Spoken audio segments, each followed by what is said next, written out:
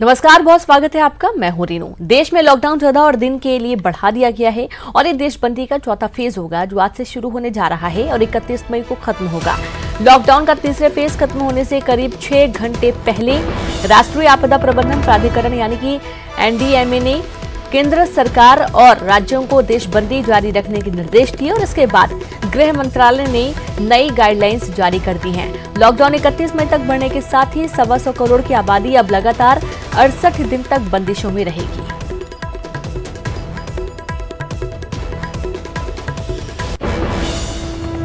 तो लॉकडाउन 4 की शुरुआत आज से होने जा रही है और आपको बता दें 31 मई तक ये लॉकडाउन रहेगा। चौथा फेज शुरू हो चुका है और इसके चलते कई रियायतें दी जाएंगी। मेट्रो सेवाओं को इजाजत नहीं रहेगी, मेट्रो सेवाएं आपको नहीं मिल पाएंगी और इसी के साथ यहाँ पर जो रियायतें हैं सिर्फ जरूरी सामान ही आपको मिल पाएंगे। यहाँ तक कि स्कूल, कॉलेज, शिक्षण संस्थाएं भी बंद रहेंगी। तो गृह मंत्रालय ने आदेश जारी कर दिए हैं। होटल, रेस्टोरेंट बंद रहेंगे लेकिन होम डिलीवरी आपको यहाँ से मिल सकती है। घरेलू और अंतर्राष्ट्रीय उड़ानें भी बंद रहेंगी, इनकी भी इजाजत नहीं है।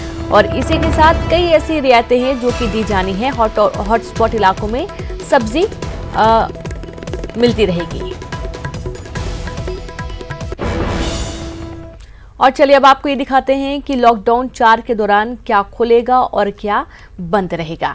तो स्टेडियम खुलेंगे बिना दर्शक के, सिनेमा हॉल और होटल बार बंद रहेंगे। दुकानें खुलेंगी, दुकानों में 5 लोग मात्र रह सकते हैं और विमान, रेल, मेट्रो सेवाएं बंद रहेंगी। मिठाई की दुकान, होम डिलीवरी होगी मिठाई की दुकान से, लेकिन धार्मिक स्थल जो हैं वो तमाम बंद रहेंगे। और इसी के साथ रेस्टोरेंट खुलेंगे, रेस्टोरेंट से आप होम डिलीवरी ले सकते हैं। और स्कूल, कॉलेज, शिक्षण संस्थाएं बंद रहेंगी। शादी समारोह होंगे लेकिन मात्र 50 लोग ही इसमें शामिल हो सकते हैं। राजनीतिक आयोजन नहीं होंगे। लॉकडाउन 4 में कहां राहत नहीं है वो भी हम आपको बताते हैं। देश के 30 म्युनिसिपल इलाकों में 80% कोरोना केस हैं। 12 राज्यों में 30 म्युनिसिपल इलाकों की पहचान कर ली गई है और इनमें उदयपुर, जयपुर, जोधपुर, अमृतसर, दिल्ली, आगरा, मेरठ, इंदौर, भोपाल, ब्रह्ममुंबई, ठाणे, नासिक, पुणे, पालघर, सोलापुर, औरंगाबाद, अहमदाबाद, सूरत, Vadodara, Kolkata, Howrah, Barhampur, greater Hyderabad, greater Chennai, Thiruvalluvar, कोड्डालोर, Chengalpattu, Ariyalur, Kurnool, Villupuram.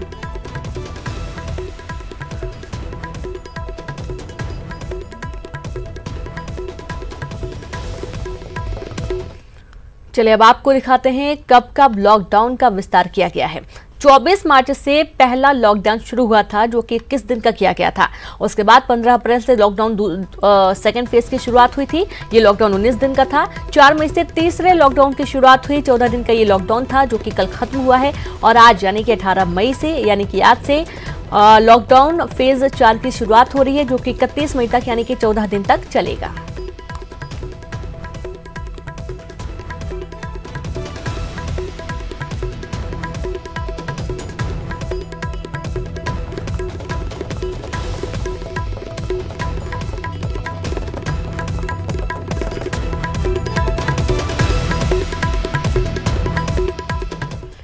MHA का सभी राज्यों को पत्र, कंटेनमेंट जोन के बीच आवाजाही की मंजूरी नहीं। आवश्यक गतिविधियों, मेडिकल सेवाओं को मंजूरी है। पाबंदियों में राज्य ढील नहीं दे सकती है। तो इस तरीके से एमएचए ने सभी राज्य सरकारों को पत्र लिखा है और पत्र लिखकर उन्होंने जो जरूरी सेवाएं होंगी सिर्फ वही चालू रह सकती हैं। राज्य सरकारें पाबंदियों में ढील नहीं दे सकती।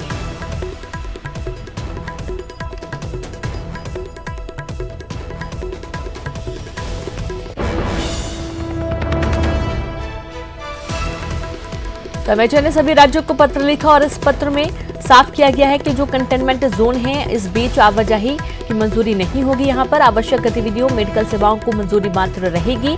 पाबंदियों में राज्य सरकार ढील नहीं दे सकती है। कंटेनमेंट जोन जो भी है वहां पर लॉकडाउन जैसी स्थिति हमेशा बनी रहेगी क्योंकि आवाजाही यदि होती तो जाहिर तौर पर केसेस बढ़ेंगे। सिर्फ जरूरी सेवाएं ही यहाँ पर चालू रहेंगी।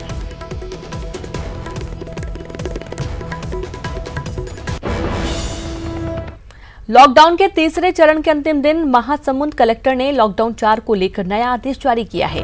कलेक्टर ने लॉकडाउन की तिथि को आगे बढ़ाते हुए 31 मई तक लॉकडाउन को बढ़ाए जाने का नया आदेश जारी किया और इसके साथ ही लॉकडाउन के चौथे चरण में ग्रीन जोन में बने महासमुंद जिले को काफी छूट मिली है। महासमुंद जिले में अब लगभग सभी प्रकार की दुकानों को खोले जाने की अनुमति दी गई है। 18 मई से सुबह 9 बजे से लेकर शाम 4 बजे तक सभी प्रकार की दुकानों को खोलने की छूट दी गई है। केवल मेडिकल की दुकानों को ही सुबह 9 बजे से लेकर रात 9 बजे तक खोला जा सकता है।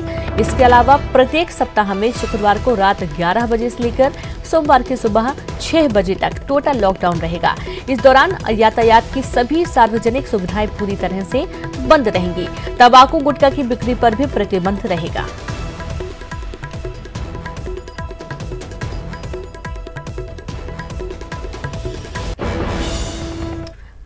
अब आपको बताते हैं देश में कोरोना का अपडेट। देश में कोरोना पॉजिटिव मरीजों की संख्या कुल संख्या 90,000 के पार हो चुकी है। देश में कोरोना से 2,872 लोगों की मौत हो चुकी है।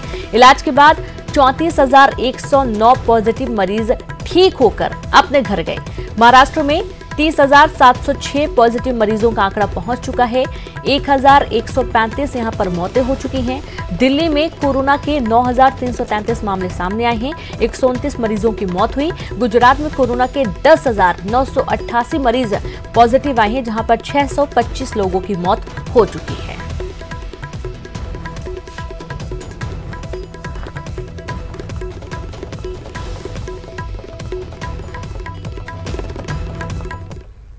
और रायपुर से इस वक्त की बड़ी खबर है, जहां पर छत्तीसगढ़ में 6 और नए मरीज कोरोना के मिले हैं। पॉजिटिव मरीज मिले हैं 5 जांजगीर और सरगुजा में 1 नए मरीज की पुष्टि हुई है। प्रदेश में एक्टिव मरीजों की संख्या 33 हुई है। कोरोना पीड़ितों की कुल संख्या यहां पर 91 हो गई है। 91 में से 59 स्वस्थ होकर डिस्चार्ज हुए हैं। रविवार को महज 10 घंटे में 25 नए मामले फिर से सामने आए हैं।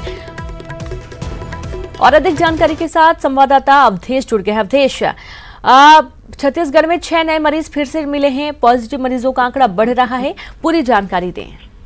देखिए, कल रविवार का दिन कोविड-19 और छत्तीसगढ़ के लिहाज से बेहद और सबसे खराब माना जाएगा, क्योंकि एक दिन में नहीं रेनू, महज 10 घंटे के भीतर 25 नए मरीजों के मिलने से खलबली मच गई, हड़कंप मच गया, जिसमें बालोद जिले में 9, बलौदाबाजार जो नया जिला है जहां तक अभी संक्रमण नहीं पहुंचा था वहां 6 मरीज, कवर्धा में 2, राजिम ये भी एक नया जिला है गरियाबंद उसके क्षेत्र में, राजिम में 1, जांजगीर में फिर कल 6 और सरगुजा जो अभी तक अछूता था संक्रमण से वहां भी 1 नए मरीज की पुष्टि हुई है। ये बताने के लिए काफी है कि जिस तरह से कयास लगाए जा रहे थे रीनू, जो अंदेशा जताया जा रहा था कि जैसे जैसे प्रदेश में आवागमन बढ़ेगी, मतलब जो श्रमिक या प्रवासी मजदूर है उनके आने का सिलसिला शुरू होगा तो संख्याएं निश्चित तौर पर बढ़ेगी।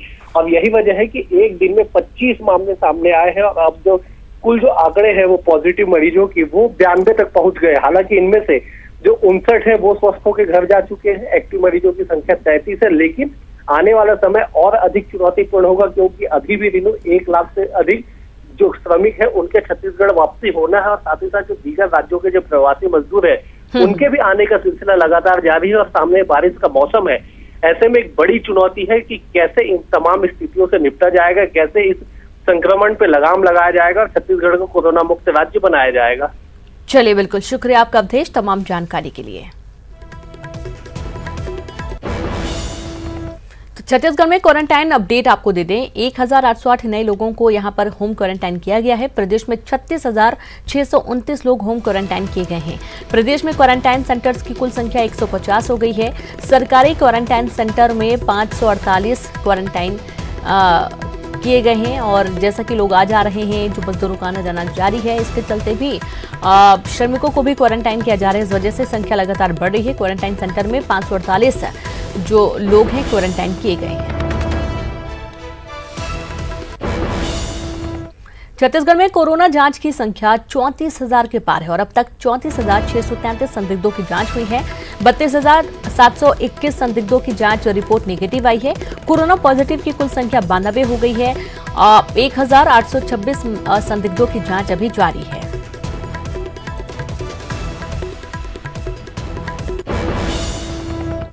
कैबिनेट सचिव के सभी राज्यों से बैठक। जांच ज्यादा संख्या में श्रमिक एक्सप्रेस चलाने में मांगा सहयोग।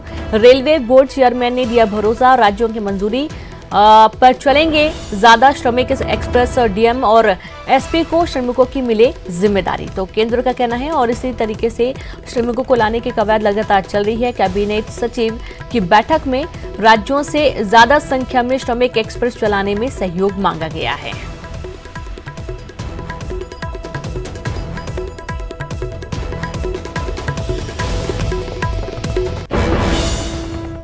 डब्ल्यूएचओ की बैठक में चीन पर निशाना साधा गया। जांच को लेकर 62 देशों के प्रस्ताव में भारत शामिल है। सोमवार को डब्ल्यूएचओ की आम सभा हुई। कोरोना का संक्रमण इंसानों में फैलने की जांच की मांग की गई। चीन का नाम लिए बिना प्रस्ताव रखा जाएगा।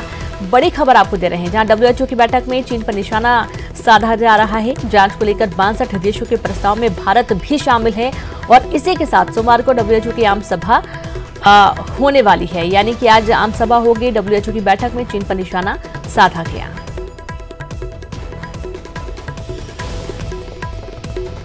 तो चीन का नाम लिए बिना प्रस्ताव रखा जाएगा। डब्ल्यूएचओ की बैठक में चीन पर निशाना साधा गया और होने वाली बैठक में चीन का नाम लिए बिना ही प्रस्ताव रखा जाएगा। गरियाबंद जिले में कोरोना का पहला केस सामने आया है और रायपुर एम्स ने इसकी पुष्टि की है। मरीज के पॉजिटिव होने की जानकारी मिलते ही जिला प्रशासन हरकत में आ गया। तत्काल मरीज को रायपुर एम्स रवाना किया गया और साथ ही उसके परिवार को आइसोलेट भी कर दिया गया है। इसके अलावा आसपास के इलाके को कंटेनमेंट जोन घोषित कर दिया गया। कंटेनमेंट जोन घोषित कर जांच शुरू कर दी गई है। जानकारी के मुताबिक छात्रा 29 अप्रैल को कोटा से लौटी थी और पहले उन्हें 6 दिन कवर्धा क्वारंटाइन सेंटर में रखा गया था। उसके बाद 5 मई से छात्रा घर पर ही क्वारंटाइन में थी। छात्रा का जो सैंपल पॉजिटिव आया, तो अभी सबसे पहले कि उसकी हम जो कॉन्टैक्ट ट्रेसिंग वो करवाएंगे। उसमें सबसे पहले प्राइमरी कॉन्टैक्ट उससे जिससे वो मिली है उनका पता करवाएंगे। उसके बाद सेकेंडरी कॉन्टैक्ट। उसके बाद हमारी तैयारी होगी अपने को कंटेनमेंट जोन पहले डिक्लेयर करना है। तो हम कोशिश करेंगे जितना हमारे कॉन्टैक्ट को ट्रेस कर सकें उस हिसाब से हम पूरा अपना कंटेनमेंट एरिया डिक्लेयर करके वहाँ पे फिर हम स्ट्रिक्टली वहाँ पे आना जाना को वहाँ पे थोड़ा बहुत कंट्रोल करेंगे। अभी तक तो यही तैयारी है, बट पहला हमारा उद्देश्य यही है कि अभी अपने को पूरा कॉन्टैक्ट ट्रेसिंग अच्छे से करें। परिवार वालों को अलग कहीं को, हाँ, जो उनके परिवार वाले उनका सैंपल लिया जाएगा, उनको पृथक से जो हमारा इंस्टीट्यूशनल क्वारंटाइन सेंटर वहाँ पे रखा जाएगा। कवर्धा जिले में कोरोना के 2 और पॉजिटिव केस सामने आए हैं। एम्स रायपुर ने ट्वीट कर इसकी जानकारी दी है। पॉजिटिव पाए गए मरीज मजदूर हैं जो महाराष्ट्र से लौटे थे, जिनमें एक 75 साल का बुजुर्ग महिला भी शामिल है जो हाल ही में नागपुर से आई थी। वहीं दूसरा युवक है जो मुंबई से लौटा था। इन्हें राहत शिविर में रखा गया था।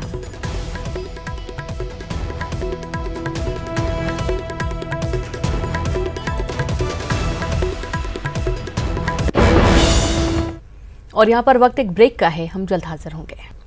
ब्रेक के बाद एक बार फिर से आप सभी का स्वागत है।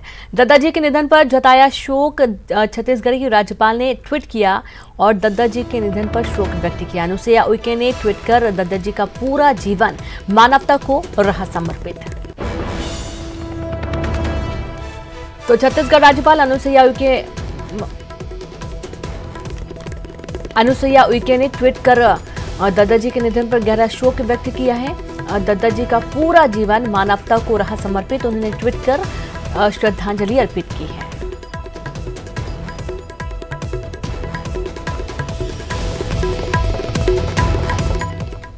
छत्तीसगढ़ के मुख्यमंत्री भूपेश बघेल ने खजाना खोल दिया है। मुख्यमंत्री ने छत्तीसगढ़ आने वाले सभी मजदूरों की मदद के निर्देश दिए हैं। मजदूरों को खाना पानी राशन दिए जाने की व्यवस्था की गई है और इतना ही नहीं, दूसरे प्रदेश के पैदल चलने वाले मजदूरों को जूता चप्पल दिए जाने की भी घोषणा की गई है। वहीं हर मजदूर को उनके गृह जिले भेजने के लिए बसें चलाने की व्यवस्था की गई है। दूसरे राज्यों के प्रवासी मजदूरों को राज्य की सीमा पर ले जाकर छोड़ने की व्यवस्था भी की गई, जिसकी मॉनिटरिंग खुद मुख्यमंत्री भूपेश बघेल करेंगे। रायपुर और राजनांदगांव से इसकी शुरुआत भी हो चुकी है।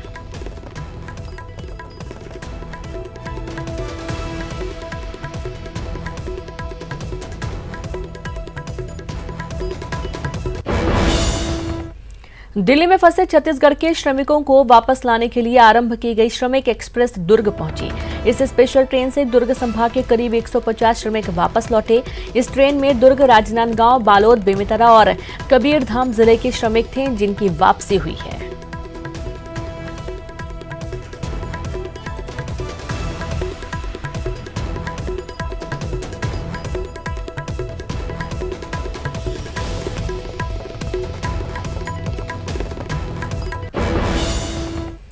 बिलासपुर में क्वारंटाइन सेंटर में प्रवासी मजदूरों को भोजन नहीं मिलने और सुविधाओं को लेकर हुए विवाद का वीडियो जमकर वायरल हो रहा है।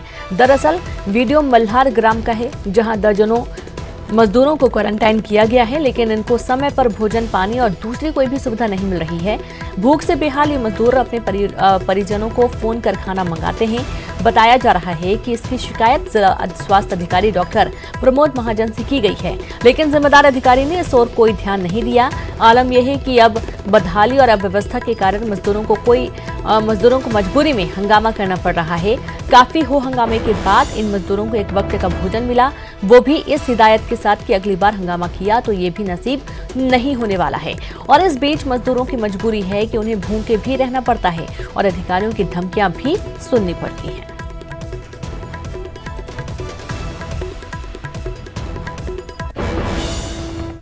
जांजगीर चांपा जिले के बमनीडीह ब्लॉक में क्वारंटीन सेंटर की दीवार फांदकर 2 प्रवासी मजदूरों के भागने का सनसनीखेज मामला सामने आया है। श्रमिक स्पेशल ट्रेन के माध्यम से अन्य राज्यों में फंसे हुए प्रवासी मजदूर जांजगीर चांपा जिले के चांपा रेलवे स्टेशन में उतर रहे हैं। अन्य राज्यों से वापस आने वाले प्रवासी मजदूरों को जिला प्रशासन के द्वारा 14 दिनों के लिए क्वारंटीन सेंटर में रखा जा रहा है। श्रमिक स्पेशल ट्रेन से आई ये प्रवासी मजदूरों को बमनीडीह ब्लॉक में क्वारंटीन सेंटर में रखा गया है, जहां से क्वारंटीन सेंटर की दीवार फांदकर 2 मजदूर भाग गए थे। हालांकि अब पुलिस ने दोनों को पकड़ लिया है। सूचना दी गई कि 2 व्यक्ति जिन्हें थाना बमनीडीह अंतर्गत स्कूल में क्वारंटाइन में रखा गया था, वर्तमान में संपूर्ण भारत में लॉकडाउन लगा हुआ है और प्रवासी मजदूरों को सुरक्षा के दृष्टिकोण से क्वारंटाइन सेंटर बनाया गया है, वहाँ रखा जा रहा है। इसी बीच पामगढ़ ब्लॉक के एक मजदूर और अकलतरा ब्लॉक के एक मजदूर, जिनको बमनीडीह स्कूल में क्वारंटाइन में रखा गया था, भागने का प्रयास करते हुए स्कूल से बाहर भाग गए थे। सूचना पर से तत्काल थाना बमनीडीह की टीम भी मौके पर गई और दोनों मजदूरों को वापस पकड़ कर क्वारंटाइन सेंटर में भेजा गया है। साथ ही दोनों जो मजदूर भागने का प्रयास किए हैं, इससे सुरक्षा के जो वर्तमान में परिदृश्य बने हुए हैं और लॉकडाउन किया गया है, उसका उल्लंघन किया गया, जिस पर से थाना बमनीडीह में 269 IPC, धारा 188 IPC, 34 भादवी तथा धारा 3 महामारी अधिनियम के तहत अपराध पंजीकृत कर विवेचना में लिया गया है। बीजापुर में न्यूज 18 की पहल के कारण 1-2 नहीं बल्कि 300 से अधिक प्रवासी मजदूर बसों के माध्यम से घर के लिए रवाना होंगे। दरअसल ओडिशा से रोजगार की तलाश में बीजापुर आए मजदूर लॉकडाउन लगने के बाद यहीं फंसकर रह गए थे और इस बात की खबर न्यूज 18 को लगी। न्यूज 18 ने ओडिशा के गृह मंत्री कैप्टन DS मिश्र को मजदूरों के फंसे होने की जानकारी दी। गृह मंत्री DS मिश्र ने बीजापुर प्रशासन से संपर्क कर फंसे हुए मजदूरों को ओडिशा की सीमा तक पहुंचाने की अपील की। इसके बाद मजदूरों की घर वापसी के लिए बसों की व्यवस्था की गई है। यहाँ 2 महीना से फंसे थे, क्योंकि लॉकडाउन हुआ है तब से फंसे थे। अभी कल आया था हमारा जो मीडिया वाले सर लोग, वो लोग हमारा परेशानी समझे, उन लोग के तरफ से भी हमारा मदद हुआ है, सरकार की तरफ से भी, बीजापुर सरकार से भी मदद हुआ है, उड़ीसा सरकार से भी मदद हुआ है। मैं दोनों सरकार का बहुत धन्यवाद करता हूँ। हम लोग साहब देखो यहाँ पे नहीं आए थे दिसंबर से लेके, तो ईटा बनाने के लिए वही लॉकडाउन के वजह से फंस गए थे।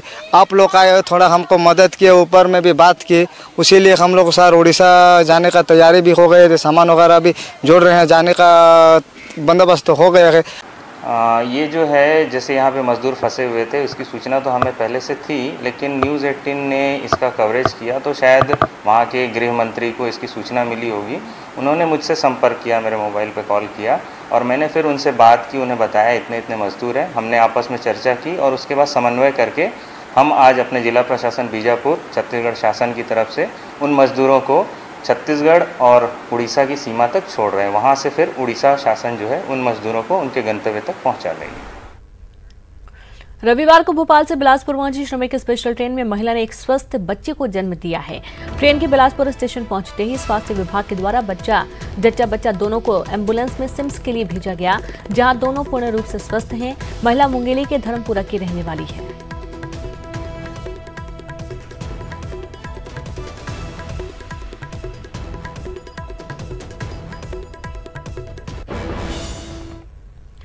तो वहीं 10 लाख का सामान कोडेनार पंचायत को दिया है। फर्नीचर, टेंट, स्पोर्ट्स के सामान महाप्रबंधक गोविंदा राजन ने सरपंच मीना मंडावी को सौंपा है।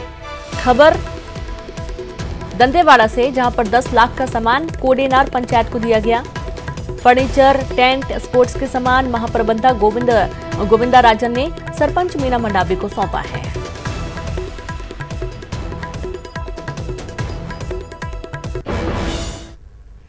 आवारा कुत्ते के साथ मारपीट करने एक महिला को महंगा पड़ गया। यज्ञनगर में एक महिला द्वारा कुत्ते को मारने और पड़ोसी द्वारा मना करने पर पड़ोसी से विवाद करने का मामला सिविल लाइन थाने पहुंचा। वहीं अब इस पूरे मामले में मेनका गांधी ने तक हस्तक्षेप कर दिया और पुलिस सूत्रों के अनुसार मेनका गांधी ने थाना प्रभारी को फोन कर मामले में दोषी के खिलाफ कार्रवाई किए जाने की बात कही है।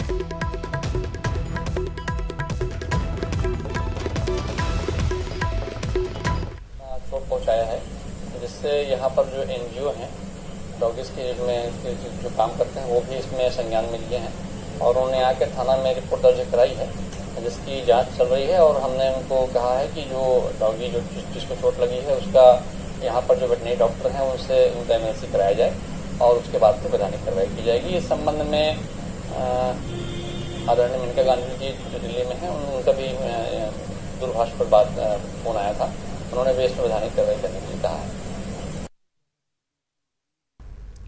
तो मेनका गांधी ने भी इस पूरे मामले पर हस्तक्षेप किया। देखिए आप, ये महिला देर रात जो कि गली के कुत्ते को मार रही थी और जब पड़ोसी ने उसे रोका, मना किया तो पड़ोसी के साथ भी भिड़ गई, उससे भी विवाद करने लगी। पूरा मामला थाने पहुंचा, जहां पर अब इस महिला के खिलाफ कार्रवाई की बात कही गई है।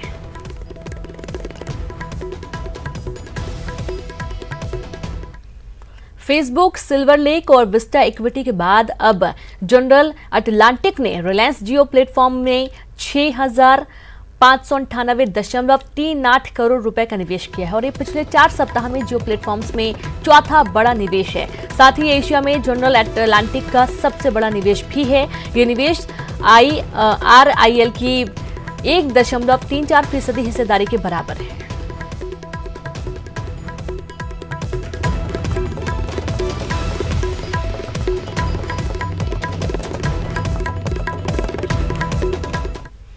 और इसी के साथ इस बुलेटिन में इतना ही। नमस्कार।